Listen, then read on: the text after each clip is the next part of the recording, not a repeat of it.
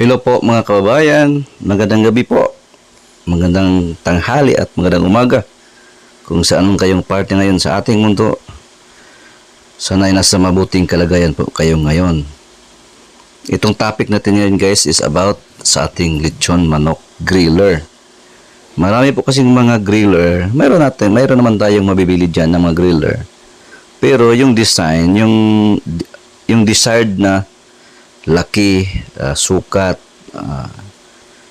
since wala silang business na lechon, ang alam lang nila basta makagawa sila ng lechonan na umiikot pero hindi talaga yung desired na tamang sukat. Unless pag makita nila yung ating griller, makukopya nila. So ito na po. Kaya sa mga gusto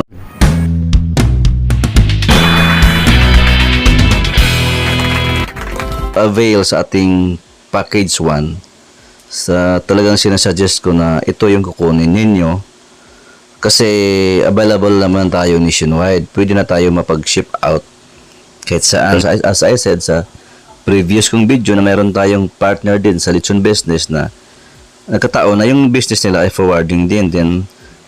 So ngayon siya na yung bahala sa pag-shipping sa ating mga griller.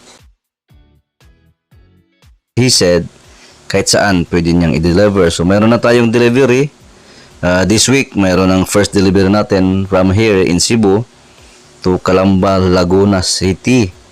Kay Mr. Henry Rosales. Sir Henry po. Shout out, sir. Seaman po si Sir Henry. So, itong griller niya, in-care off natin sa kanyang misis na si Ma'am Rosales. So, ito po yung griller ni Sir Henry na makarating soon sa bahay nila doon sa Calamba City.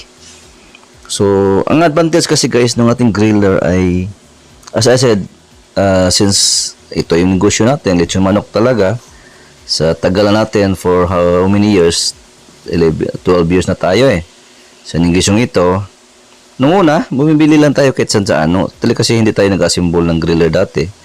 Bumibili tayo ng mga sikanahan.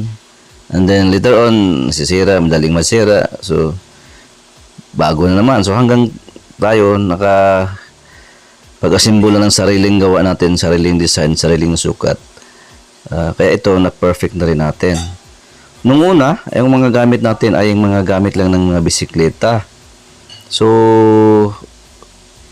maganda din naman, pero it will only last for how many months, minsan nga 1 year, 2 years, nasisira na. Pero yung skeleton niya, yung body nandun naman, pero yung mechanism niya, madaling masira dahil nga composed of bicycle parts like sa mga kadena, yung mga yung mga sprocket, so all bicycle. So alam niyo man ang natin is mabigat dyan. Imagine yan, 5 yan up and down. Tapos kakargahan mo yan ng tag-4 na manok bawat tuhugan. So pag puno yan, 40 pieces na manok. So mahigit 40 kilos din yan. So mabigat yan. And then yung mo is bisikleta lang, sprocket ng bisikleta, kadena ng bisikleta. So talaga, hindi siya talagang matawag nating heavy duty. So, like sa mga makikita nyo dyan, sa mga mabibili nyo, karamihan ay mga lang yan, mga sprocket ng bisikleta. Kaya ito sa atin, kaya nire-recommend ko na dahil wala na po tayong ginagamit na gamit ng bisikleta. Lahat po ito ay bearing, tsaka yung sprocket ng mga motor, heavy duty talaga. So at saka yung mga adjustment niya ay ini-improve na natin sa kadami-dami na nating nagawang griller, kaya halos lahat ito ay improvise na at napakadali nang i-operate. Besides sa tipid sa kuryente, imagine guys, yung gamit talaga natin, kung mapansin niyo yan, yung iba nga pagdating sa delivery, pagdating sa bahay nila, sabi nila, sir, bakit ito walang makina? Bibili pa ba ako na makina? tatakbo ba ito?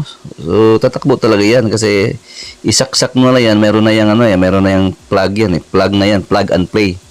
Pagdating sa inyo, i-plug mo na lang, tatakbo na yan. Ano yan as I said, tipid sa kuryente yan dahil 12 volts lang na makina na ginagamit natin. Baka naman magtaka kayo, bakit 12 volts lang? So, ang liit. So, actually, maliit lang talaga ang makina. Pero sa design kasi natin na ginawa natin ng mayroon kasi yung reducer. So, hindi yan direct sa makina yung natin, yung kadena na kadikit. So, may separate siya, tapos ni-reduce natin. Kaya, kahit siya, maliit na makina, kayang-kaya niyang paikutin itong ating grilling machine dahil gumagaan siya sa design ng ating mechanism. Kaya, gumagaan siya. So, napakatipid sa kuryente and then, hindi din mahirap i-operate. Kasi pag halimbawa, pag walang kuryente, nag-brown out, pwede natin itong papalitan ng battery ng truck, yung mga battery ng multicab. Kahit battery ng motor ay kayang magpatakbo nito. Nung nung bagyo dito, si Bagyong Odette, lahat na, yung tatlong outlet natin na dito sa bayan ko malapit, yun ang pinapagana natin. So, since walang kuryente yun, how many months? 1 month lang pala dito sa amin. Tayo tuloy-tuloy yung negosyo kahit walang kuryente dahil since pwede ito battery operated, so bumili ako ng 12 volts na battery. So, may ilaw na sa gabi kasi pati yung 12 volts na bumili ay kaya niyang pailawin kasama ng kasama na ang makina. So, tatakbo talaga siya. So, good as normal pa rin kahit punuin mo pa yan ng manok, kahit walang kuryente dahil may battery, yun, tuloy-tuloy pa rin ang ting negosyo. And then, kung wala kayong battery, pansin nyo naman yan, mayroon niyang handle, kita nyo. So, tanggalin na lang natin yung dyan, yung sprocket na maliit sa baba, and then alisin natin yung kadena. So, i-manual mo na lang paikot yan, tuloy-tuloy pa rin yung negosyo. So, ganun napakaganda ang natin. So, heavy duty, and then, compact. Ang pa rin natin, halimbawa ito, kung maproblema ka dyan, kung lumuwag yung kadena nyo, automatic na yung mayroon niyang ina-adjust na yung bolt na lang yung luwagan nyo, then i-adjust nyo, higpitan, wala na ka. Talagang wala na kayong problema sa griller natin. Kaya nire-recommenda ko ito na kung mag-start man kayo ng business under my supervision or under sa partnership natin, I suggest na gagamitin nyo ito yung ating griller. Kasi bumili pa kayo dyan sa mga sikanhan. Anyway, kung makamura kayo, and then willing kayo mag-risk go, hindi naman kayo pinipigilan, pwede pa rin kayo naman susuplayan natin ang ating injectable solution. Pero kung babudgetan nyo talaga, itong presyo as of now is 32K. So, dati yan 30,000. So, kung magtanong kayo kung makita nyo itong vlog na ito, lumampas na ng April, April 28. So, kung makita nyo yung vlog nito after April 28, saka umakit na yung presyo, hindi na po ito. So, as of April 28, ang presyo natin sa griller na ito ay 32K from 30,000. Sasabihin ko lang sa inyo yung presyo para hindi na kayo magtatanong pa, at least may idea na kayo. So, nationwide yung price natin is 32K. And then, kayo na yung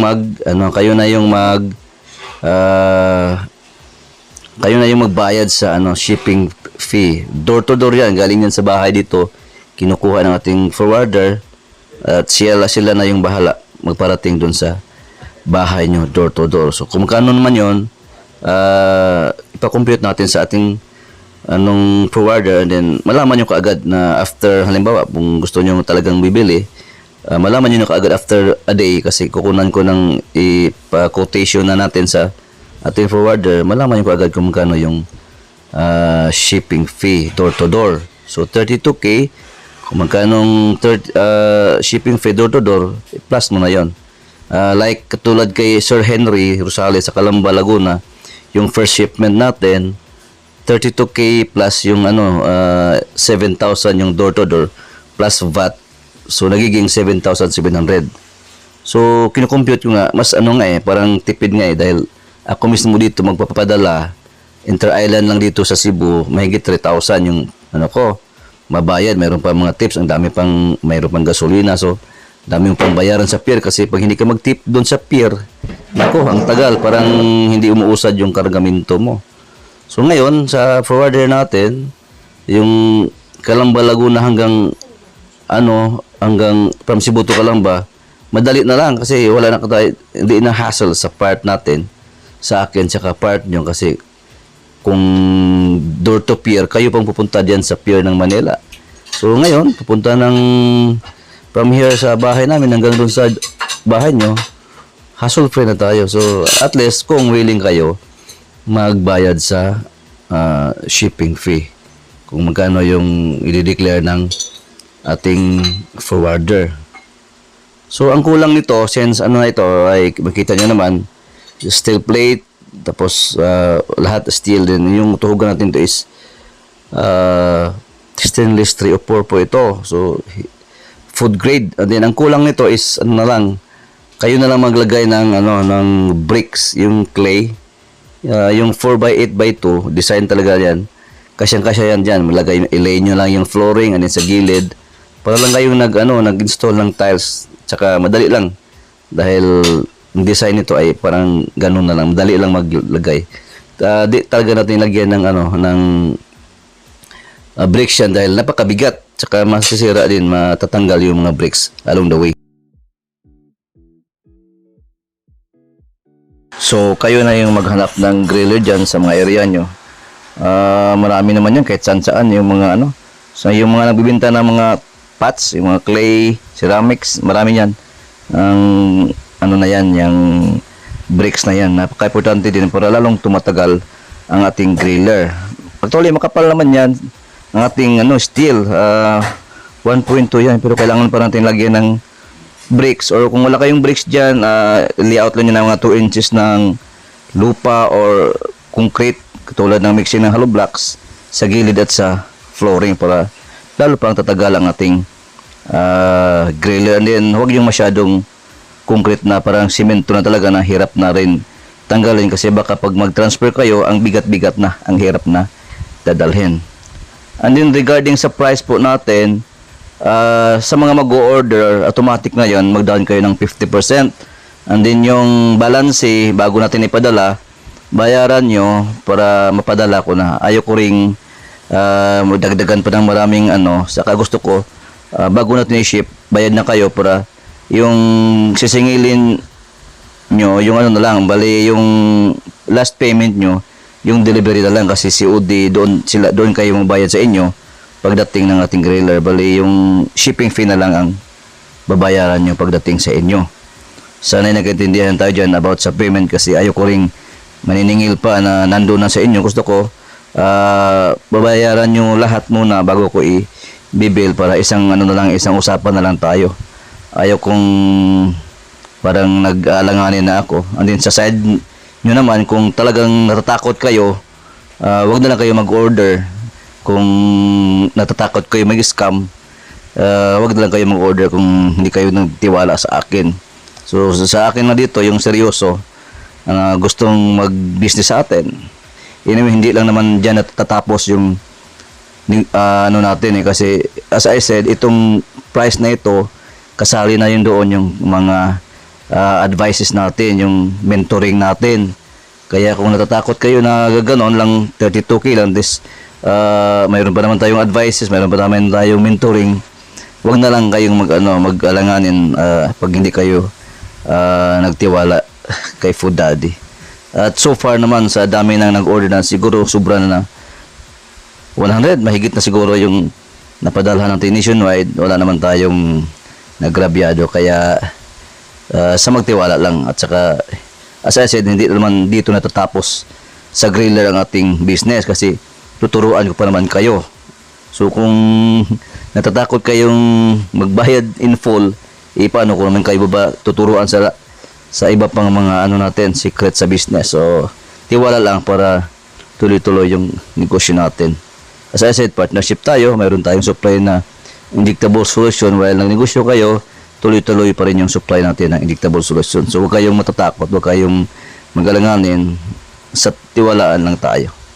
Okay, so I think yun lang muna about sa ating lechon manok griller update para sa mga gusto talaga dyan, magkaroon na talaga kayo, kaya pwede na magkaroon kayo dahil pwede na nating i-ship ito nationwide. Guys, napakarami na po tayong mga kaibigan, lalo na mga FW na natulungan. This week nga darating na si Sir Dayong, mag-operate na siya sa unang branch niya, mag-open na siya, then magkikita kami next week ni Sir Dayong. Actually guys, si Sir Dayong ay maganda naman yung trabaho niya sa labas, pero gusto pa rin talaga niyang magkaroon ng business, kaya i-interviewin natin siya ngayon pagdating niya kung bakit gano'n na lang yung gustong gusto niya. Plano po ni Sir Dayong guys ay 10 outlet dito lang sa Cebu ha. So malaki-laki na yon, 10 outlet. And then last week dito yung mga tauhan niya nagti-training sa ating store. Hindi ko lang nakuha ng video kasi ako yung nag-actual tuturo sa kanila yung sa processing. Kaya di ako nakakuha ng video dito yung mga tao niya.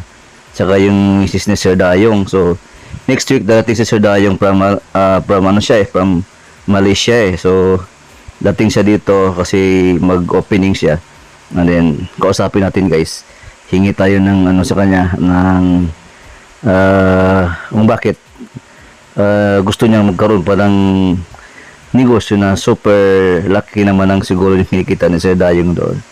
Pero alam ko naman na in preparation na naman lahat itong business na ito sa pag-retire natin, kasi ang OFW naman ay hindi naman tayo lifetime mag-OFW. Gusto rin naman natin uuwi, kaya nagpe-prepare tayo sa retire natin na still meron pa rin mga income na pumapasok natin, kasi kahit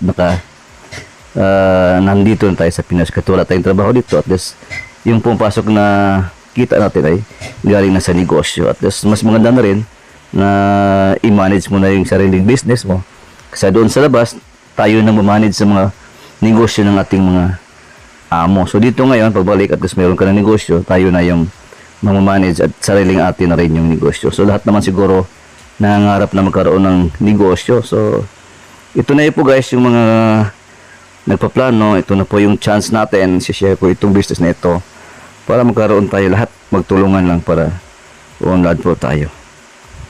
Share ko ito sa lalong-lalo sa ating mga mahal na FW. Alam ko maraming